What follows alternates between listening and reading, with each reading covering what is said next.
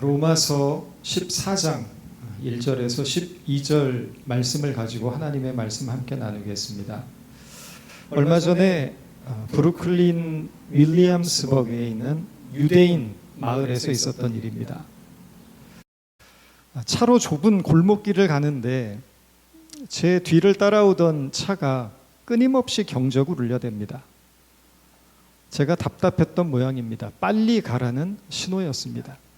급기야는 스탑 사인에 정차하자 그 비좁은 틈 사이로 속도를 내더니 제 차를 추월합니다.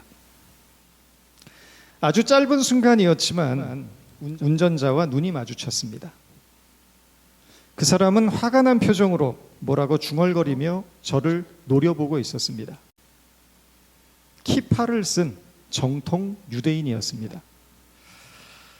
제 차를 타보신 분들은 알겠지만 저도 그렇게 답답하게 운전하는 편이 아닌데 유대인 마을의 운전 문화는 저조차도 당황스러웠습니다. 유대인 빵집에 들어가서 빵을 사고 봉투를 좀 달라고 했더니 봉투를 던져서 줍니다. 어느 상점에 들어가도 무뚝뚝하고 불친절한 것은 똑같았습니다. 저만의 개인적인 느낌인지 궁금해서 그 마을에 방문했던 다른 분들에게 물었더니 모두가 비슷한 느낌을 받았습니다. 뉴욕시에는 전체 인구의 12%가 유대인입니다. 대략 100만 명 정도의 유대인이 살고 있는 것입니다.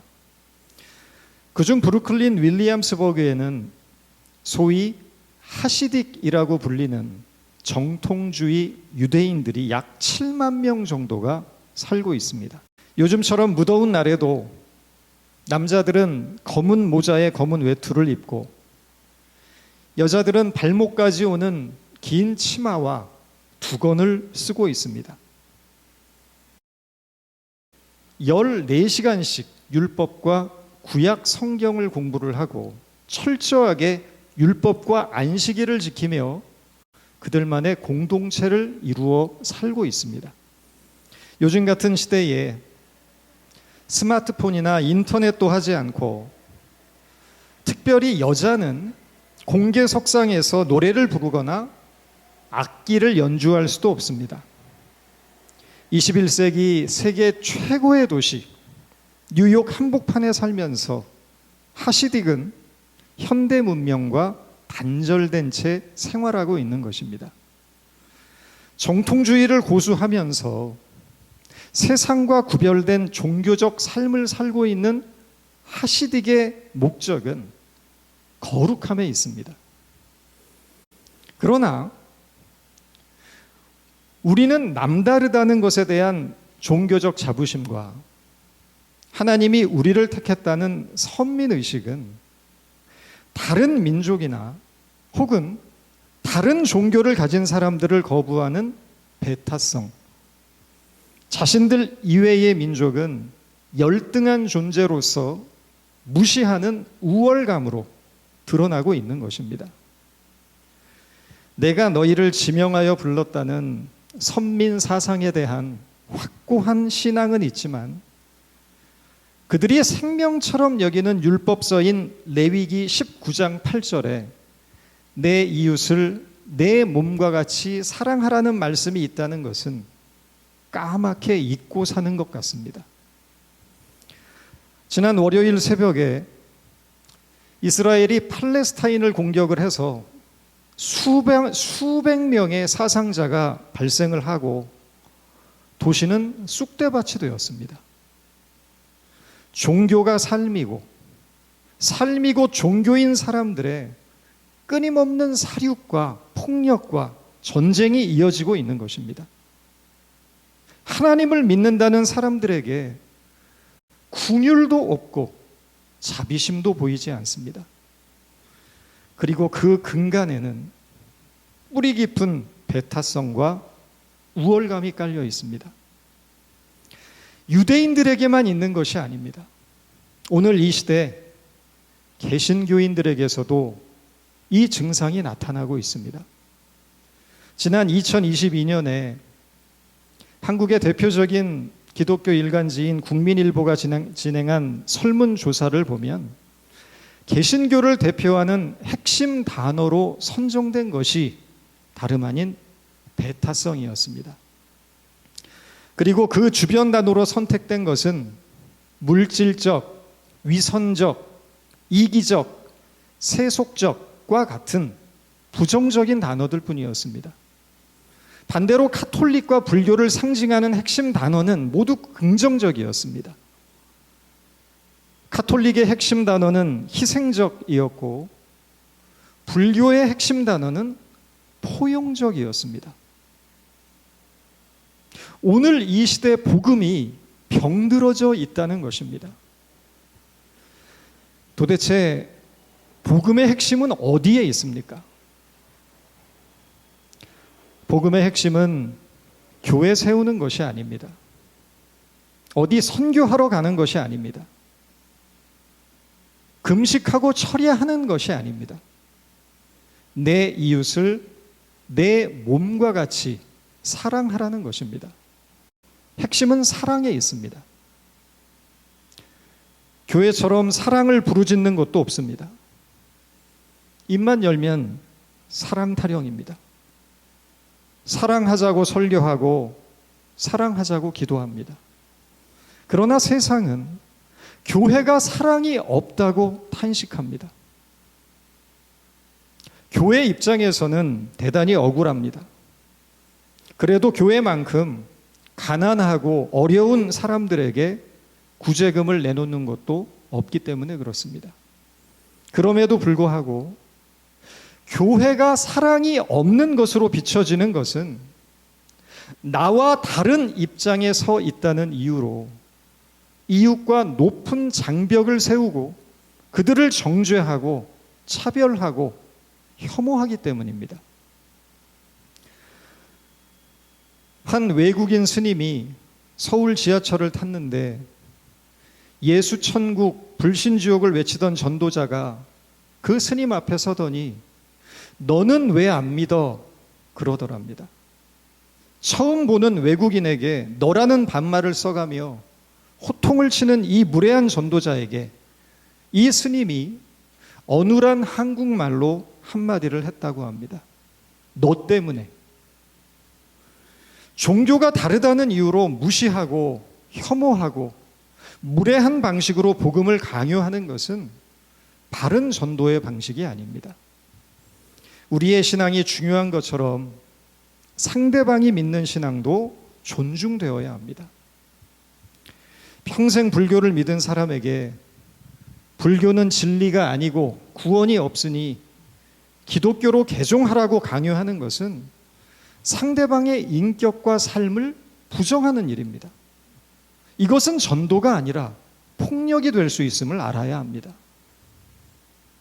오늘 본문에서 바울은 다름과 차이를 넘어서 어떻게 그리스도 안에서 하나를 이룰 수 있는지에 대해 가르치고 있습니다. 당시 로마 교회는 유대인과 이방인이 한 지붕 밑에 모여서 신앙생활을 했습니다. 그런데 유대인들은 아무리 예수를 믿었지만 조상 때부터 내려오는 율법에 따라 율법이 금지하는 음식과 허용하는 음식을 철저히 구분하여 먹는 전통이 있었습니다. 사도행전 10장에 보면 베드로 사도도 부정한 음식을 먹지 않으려는 장면이 나옵니다. 성령 안에서 거듭난 사도였지만 베드로 역시 유대인이었기 때문입니다. 그러나 이방인들은 먹는 것에 있어서 꺼리낌이 없었습니다. 당시 로마에는 수많은 신전들이 있었고 시중에 판매되는 고기들은 대부분 그 신전에서 제물로 바쳐졌던 것들이었습니다. 더구나 그 고기들 중에는 유대인들이 부정하다고 여기는 돼지고기도 포함되어 있었습니다. 우상에게 바쳐졌던 제물과 돼지고기는 율법이 철저하게 금지했던 음식이었기 때문에 유대인들은 이 음식들을 거부했지만 율법과 무관하게 살아가던 이방인들에게는 그저 맛있는 음식이었을 뿐입니다. 이것이 로마 교회 안에서 함께 생활하던 유대인과 이방인들이 갈등했던 이유였습니다. 유대인들은 우상에게 바쳤던 음식이나 돼지고기를 꺼리낌 없이 먹어대는 이방인들을 정죄했고, 반대로 이방인들은 먹는 것을 가지고 비난하는 유대인들을 이해할 수 없었습니다. 그런데 오늘 본문을 보시면 이 문제에 대해서 바울은 무엇이 옳고 무엇이 틀리다고 말하고 있지 않습니다. 바울이 이 문제에 접근하는 방식을 보면 본질이 아닌 것에 대해서 사활을 걸지 말라고 말합니다. 비본질적인 것 가지고 목숨 걸고 싸우지 말라는 것입니다. 쉽게 말해서 먹으면 좀 어떻고 안 먹으면 어떠냐는 것입니다. 이것은 부수적인 문제라는 것입니다. 중요한 문제가 아니라는 것입니다. 먹는 사람은 먹지 않는 사람들을 이해해 주면 되고, 안 먹는 사람은 먹는 사람을 이해해 주면 된다는 것입니다.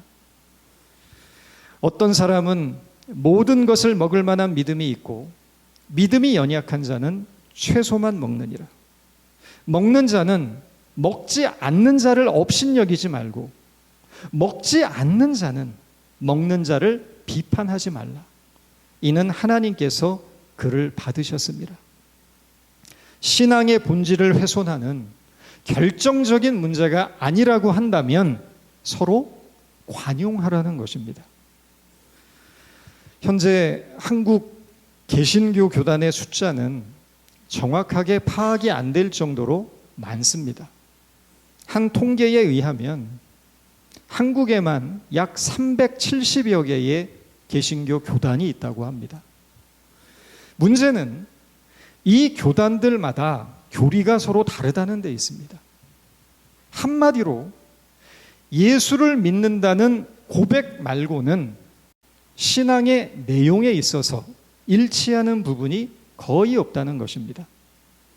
한 예로, 여러분들께서 침례교회를 가시게 되면 세례를 다시 받아야 합니다. 침례교회는 물속에 완전히 잠기는 침례가 아니면 세례받은 것을 인정하지 않기 때문입니다. 어떤 교단에서는 여성은 강대상에 올라가지 못하도록 하기도 하고, 어떤 교단은 예배 중에 악기를 사용하지 못하도록 합니다. 같은 하나님을 믿는데도 믿는 방식과 내용이 다른 것입니다. 우리가 사는 미국은 이민자의 나라입니다. 다양한 문화, 언어, 인종이 존재합니다. 이 다양성을 무엇으로 하나로 묶어냅니까? 결국에는 법입니다. 그렇지 않고서는 이 사회의 안정과 질서를 유지할 수 없기 때문입니다. 교회는 어떨까요? 교회에도 정말 다양한 분들이 모여 있습니다. 살아온 환경도 다르고 학력과 경제적인 수준도 다릅니다.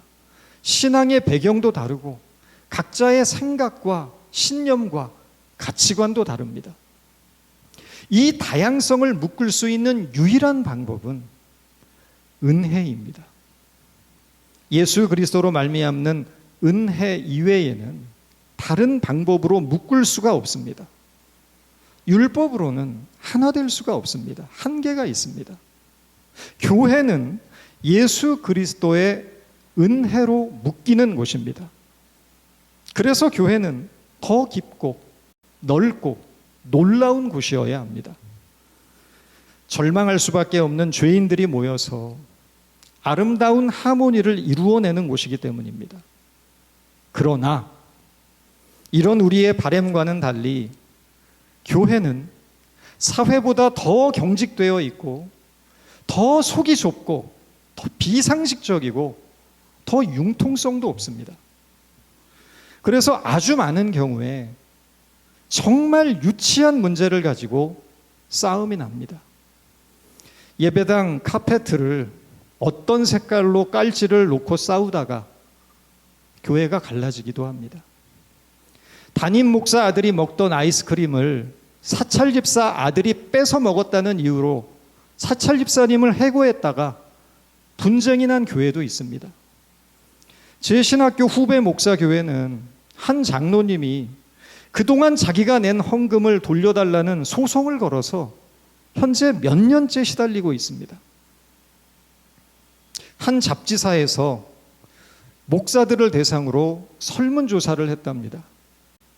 교회에서 제일 무서운 사람이 누구인가? 1위가 40일 금식 기도한 사람, 2위가 철야 기도 자주 하는 사람, 3위가 신학 공부한 장로님이었답니다.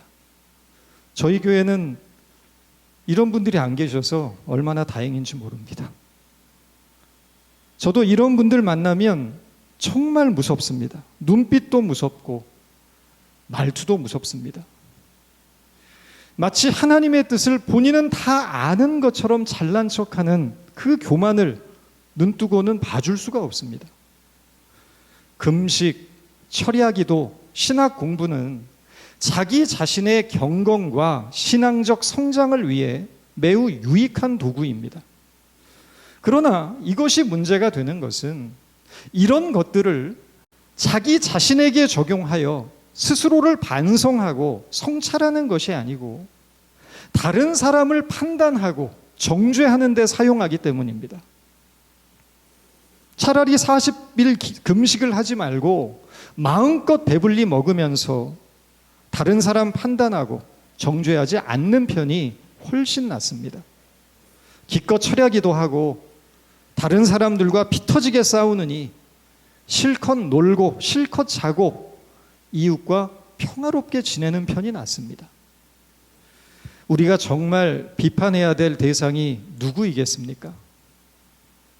우리 자신입니다. 본문의 10절, 12절입니다.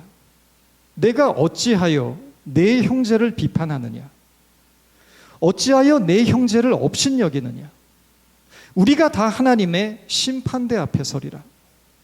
기록되었으되 주께서 이르시되 내가 살았노니 모든 무릎이 내게 꿇을 것이요 모든 혀가 하나님께 자백하리라 하였느니라.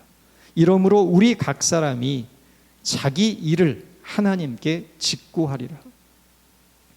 저와 여러분 모두 언젠가 하나님의 심판대 앞에 서게 됩니다. 그러나 그 심판대는 다른 사람의 죄를 가지고 서는 자리가 아니고 바로 나 자신의 죄를 가지고 서는 곳임을 기억해야 한다는 것입니다. 다른 사람들을 비판하는 그 예리함을 가지고 자기 자신을 비판하시기 바랍니다. 교만한 사람은 자신에게는 무한히 관대하며 온통 남을 비방하고 험담하고 욕하는 사람입니다. 그러나 겸손한 사람은 자기 자신에게는 철저하고 다른 사람에게는 관대한 사람입니다. 성경은 언제나 우리에게 겸손한 사람이 되라고 말합니다. 넓은 마음, 넓은 아량, 넓은 품으로 이웃과 형제를 대하시기 바랍니다. 신앙에 있어서 바르고 옳은 것만이 중요한 것이 아닙니다. 품을 수 있어야 합니다. 신앙의 궁극적인 목적은 정의를 세우는 것이 아니라 사랑을 이루는 일에 있다는 것을 잊지 마시기 바랍니다. 예수님께서 죄인된 우리를 품에 안으시어 우리 모두를 하나로 묶으신 것처럼 우리도 서로가 서로를 품어서 그리스도 안에서 한 몸을 이루어 나갈 때 참다운 하나님의 자녀가 된다는 것을 기억해야 됩니다. 우리가 예배를 마치면서 늘 부르는 찬양이 있습니다. 사랑의 나눔 있는 곳에 하나님께서 계시도다 라는 찬양입니다. 이 찬양은 프랑스 동부 시골의 작은 마을 떼제 공동체에서 만들어진 찬양입니다. 떼제 공동체는 2차 세계대전 당시에 히틀러의 핍박을 피해 숨어든 유대인들을 숨겨주었고, 전쟁이 끝난 후에는 폐잔병이 되어 도망치는 독일 군들을 숨겨주었습니다. 이념과 갈등을 넘어서 오직 사랑으로 그들을 품은 것입니다. 떼제 공동체가 이 분열된 세상에 던지는 메시지는 그리스도 안에서의 화해와 일치의 가능성입니다. 비록 갈라지고 분열되어서 서로 다름을 이유로 싸우고 있다고 해도 그리스도 안에서 화해의 길을 찾아 나가자는 것입니다. 그래서 결국 평화의 길로 가는 것이 그리스도인들에게 주어진 소명이라는 것입니다. 불행히도 떼제 공동체의 창립자인 로제 수사는 한 정신병자의 칼에 찔려 돌아가셨지만, 여전히 떼제 공동체는 오늘 이 시대 종교와 이념을 떠나 떼제 공동체로 찾아오는 모든 상처받은 사람들을 묻지도 않고 따지지도 않고 사랑으로 품어 맞이하고 있습니다. 이 위대한 사랑의 나눔과 그 가치를 생각하시면서 이 시간에 우리 사랑의 나눔 있는 곳에 함께 찬양하면서 말씀을 맺도록 하겠습니다.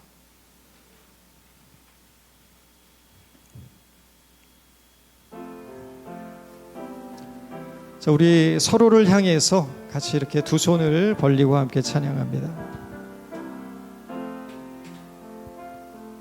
사랑의 나눔 있는 곳에 하나님께서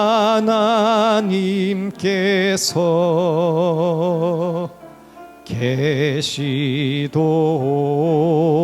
사랑의 나눔 한 번 더 찬양하겠습니다. 사랑의 나눔 있는 곳에 하나님께서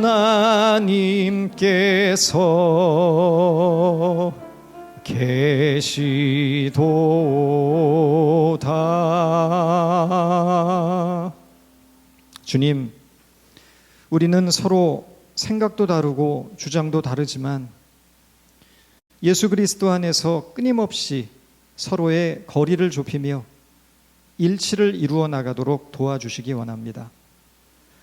다름을 틀림으로 여겨 비난하고 비판하지 않게 하시고, 다름이 있지만 하나됨을 힘써 지켜서 강한 연대의 힘으로 하나님의 나라를 세워나가는 저희들이 되도록 도와주옵소서. 오직 그리스도의 사랑만이 우리를 구원할 수 있음을 잊지 않게 하옵소서. 예수님의 이름으로 기도드렸습니다.